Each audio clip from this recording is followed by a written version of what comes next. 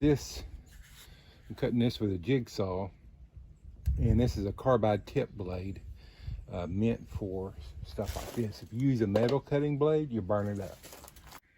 Okay, so there's the first piece. I have an 8-inch piece over there. That piece I cut off is going to be 3 foot long. I may get enough out of there. If not, when I cut these others, I'll get enough piece without having to use a whole nother sheet. So anyway, those are 8 inches wide by 40 some odd inches long. So let me get those cut, and we'll come right back.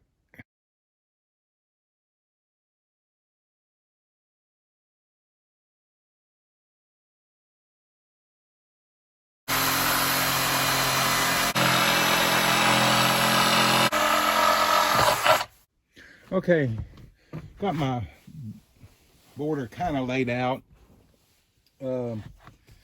That's kind of what I'm going for. I'm going to use pretty large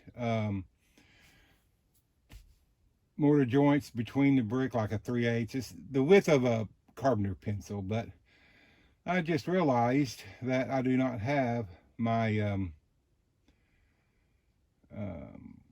tile saw here, and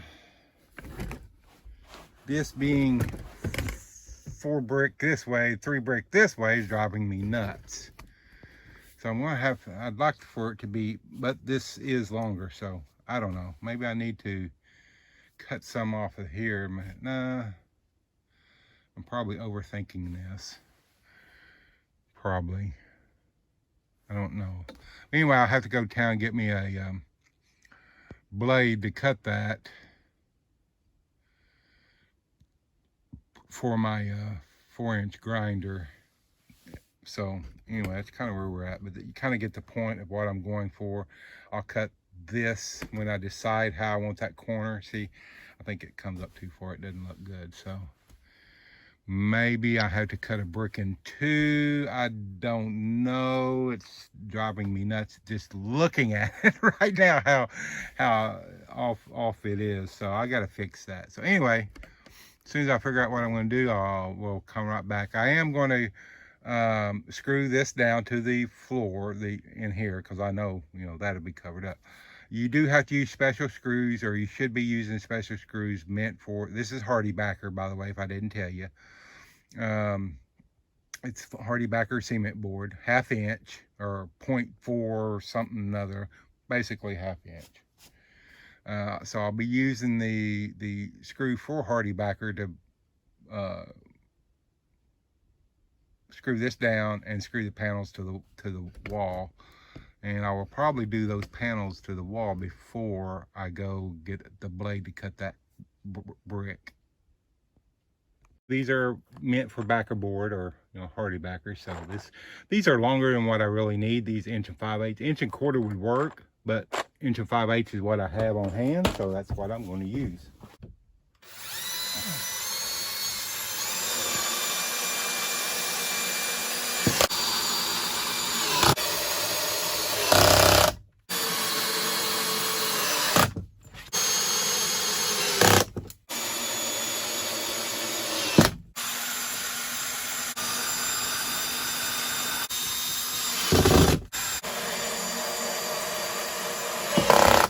Figure out what we want here.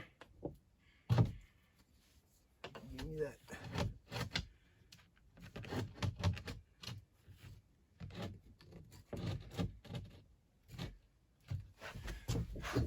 Not exact, but just looking for ideas at this point.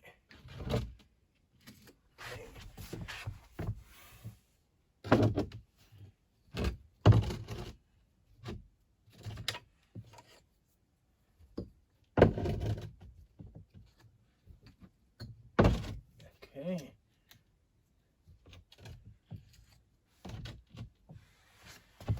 I have one right in there. Oh, shoot. I bet y'all know what I did, don't you? I screwed that down before I cut that corner off. Oh well, such is life.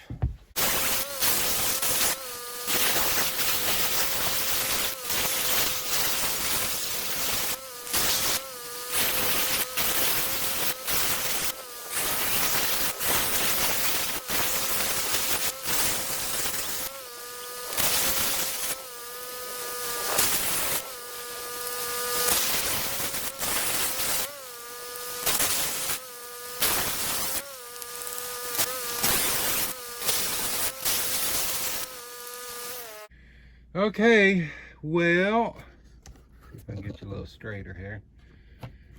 That's what I've got right now. After a trip to Walmart for a new grinder, because I've got 3 and apparently can't find none of them. So, by the way, the Hart masonry blades that are $2 at Walmart, if you're going to cut something this thick, don't even worry about it. They're junk. Go ahead and, of course, I knew that, but it saved me a trip to driving another 20 some odd miles to a Lowe's. So they were worth it. So, okay, now I'm going to do a little cheating right here. And I'll fix and tell you how I'm doing that. Okay, what I'm going to do is use construction adhesive to set these blocks. And the reason why is I don't want a big mortar bed under them.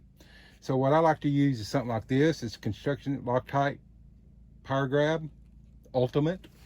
I've used all the Power Grabs. They're all pretty good. And I know what you're thinking, Don. What are you going to do with that corner? Well, wait till I get my blocks in place. Then I will get it out of the way.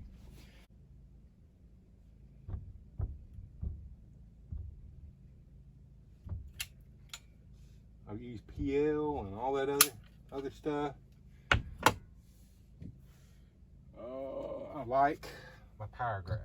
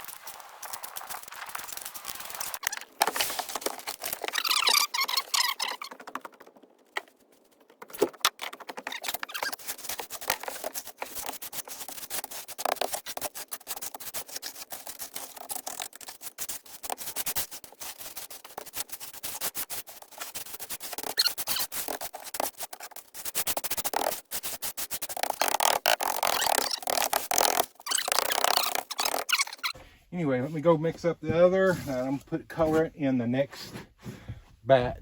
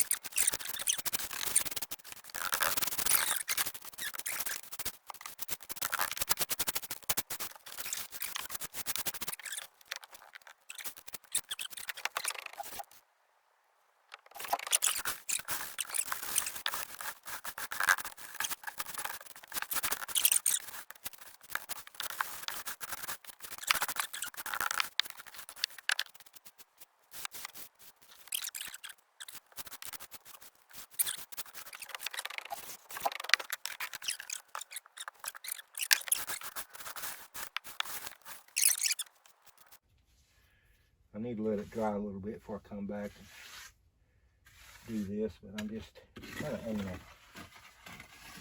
sometimes, not much.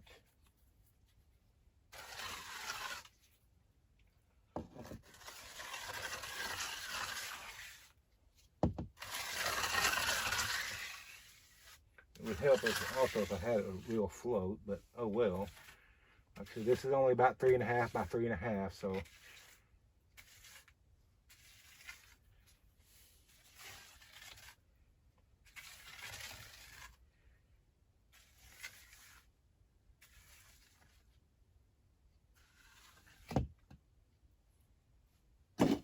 okay, I'm leaving it alone, I promise. If I can get up. So anyway, I'm gonna let it dry for a little bit and then come back and hit it again, and I'll bring y'all back tomorrow when it's nice and bright and I can actually see what I've done. So anyway, stay tuned. Okay, I've kind of cleaned it up. It's next day.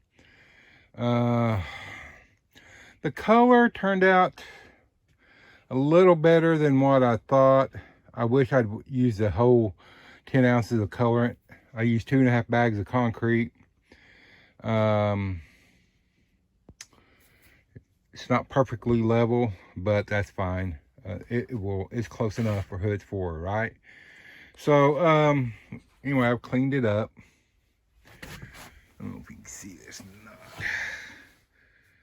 not. I thought about starting my surround, but this seal hasn't cured yet. It'd probably be okay, but you know, I got other projects I can start and let this cure another few days. I can still see that there is some wet areas in there, but the color is almost the same as the floor.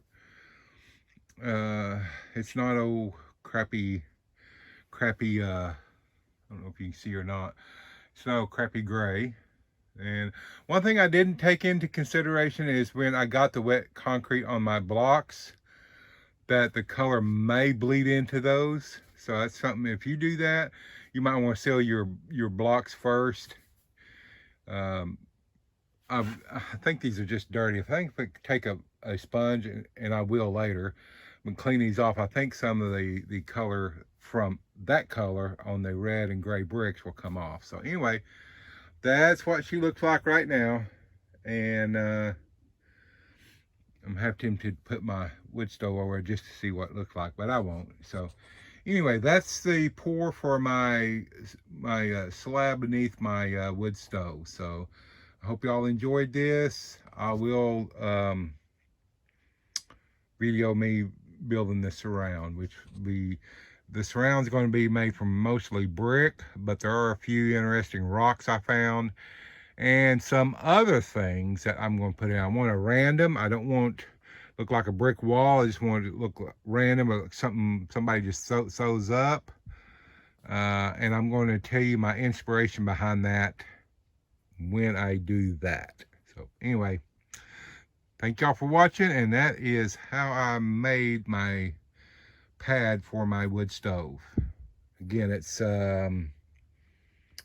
3 foot 9 inches by 3 foot 9 inches to the outside of the brick. I think it's like 3.5 by 3.5, roughly, something like that on the inside. So anyway, thank y'all for watching. Like and subscribe.